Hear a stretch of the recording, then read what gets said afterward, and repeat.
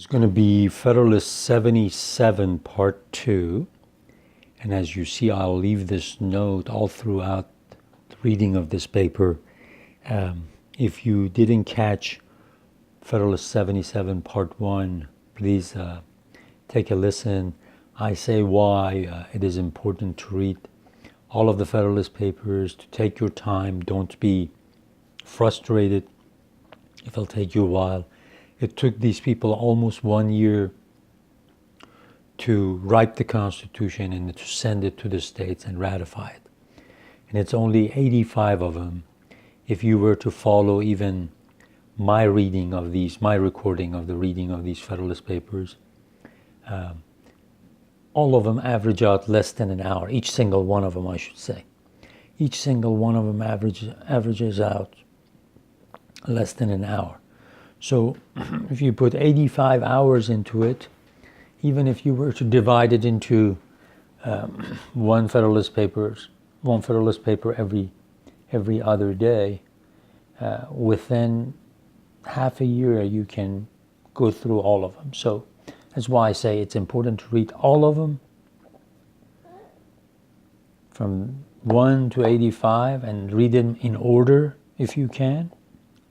At least the first time, I really think you should. And then the second time, you can just listen to the reading of them.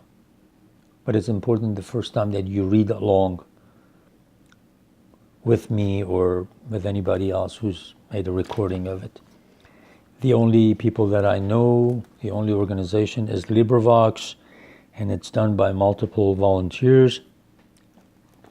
I'm proud and happy, very glad to be the first person that, without any organizations backing, I'm blessed to be able to do this, to bring this recording to you.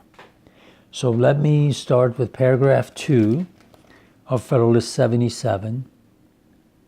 I kind of didn't have enough time to say a little bit more about paragraph 1 in the last video.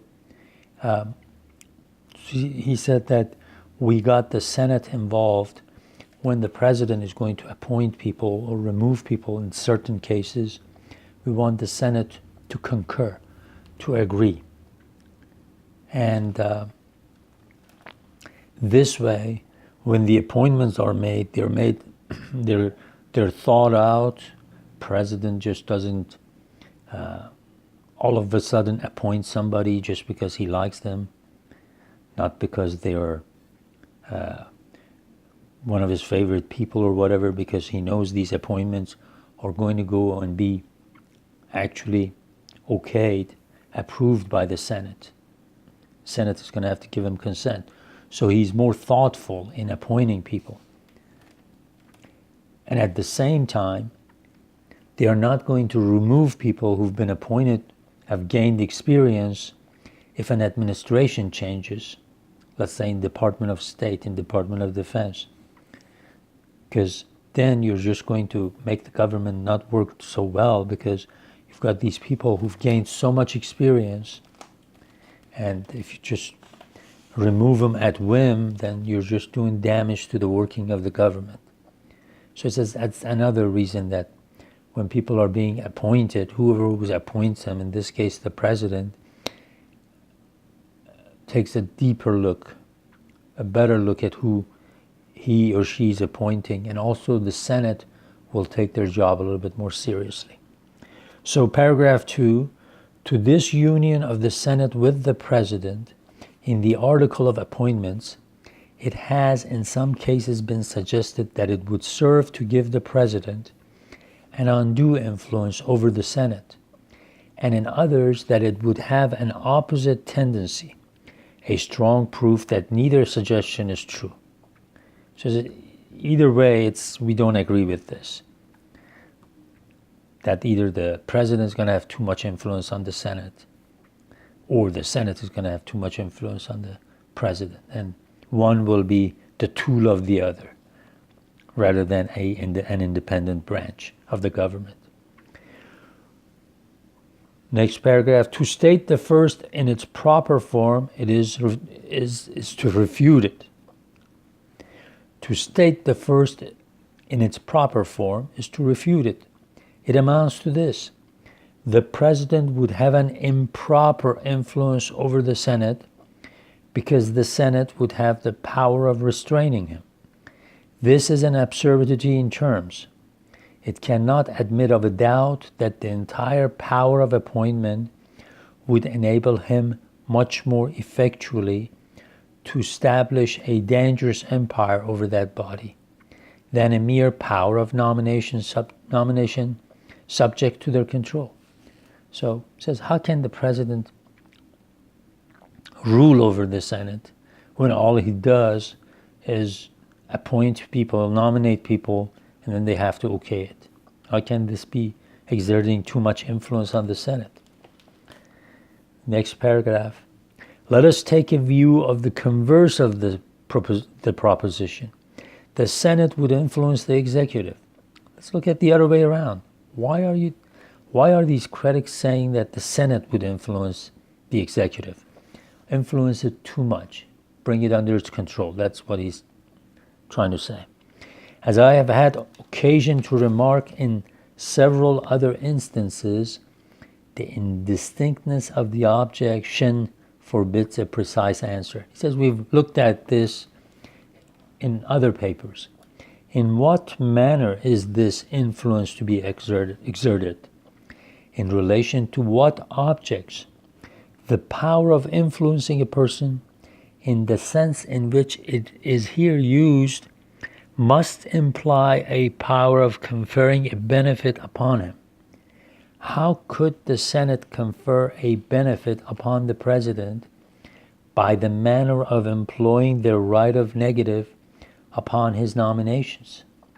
If it be said they might sometimes gratify him by an acquiescence in a favorite choice when public motives might dictate a different conduct, I answer that the instances in which the president could be personally interested in the result would be too few to admit of his being materially affected by the compliances of the Senate.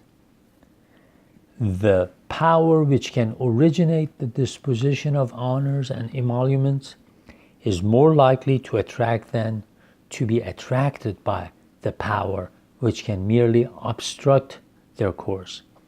If by influencing the president be meant restraining him, this is precisely what must have been intended.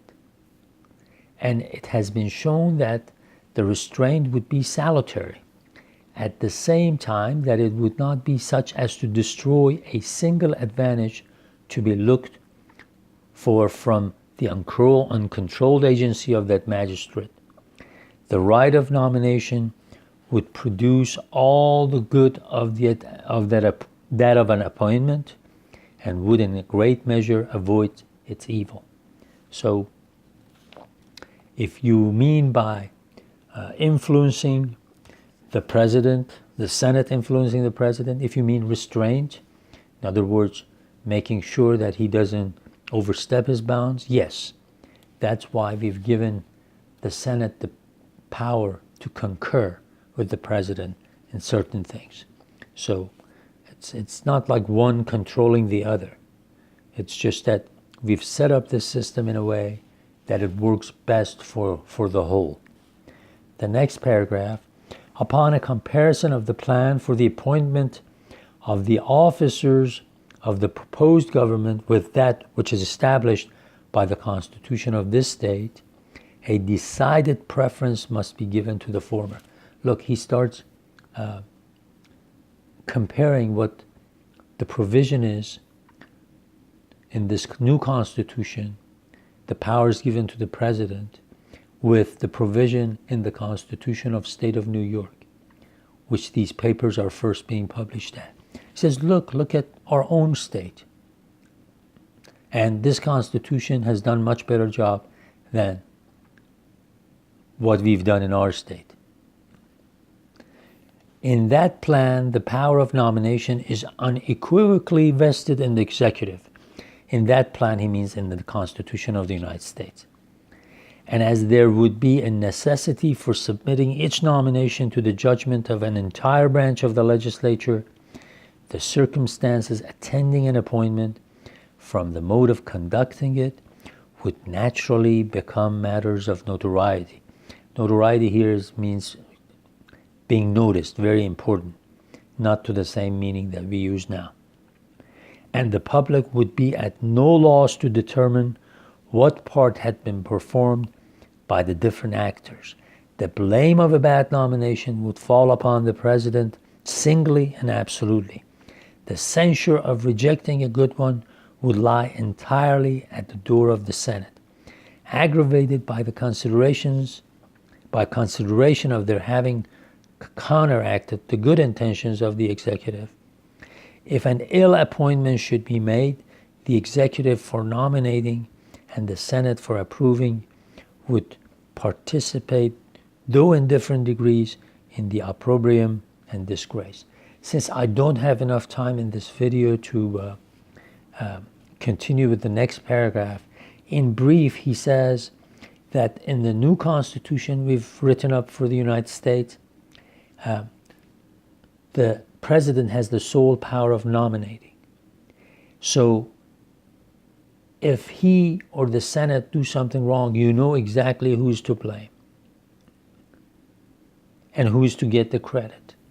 But in the next paragraph, he's going to say, in our state, we do it a little differently. A council decides on nominating. And you'll see the confusion it creates because you don't know who to give credit to if a good nomination is made, or who to say you are to be blamed because you were not thoughtful enough to have nominated or to have even approved this person for this position. So in the next paragraph, he'll mention that about his own state of New York, and why the new Constitution is much better than the constitutional provisions in the Constitution of New York, state of New York.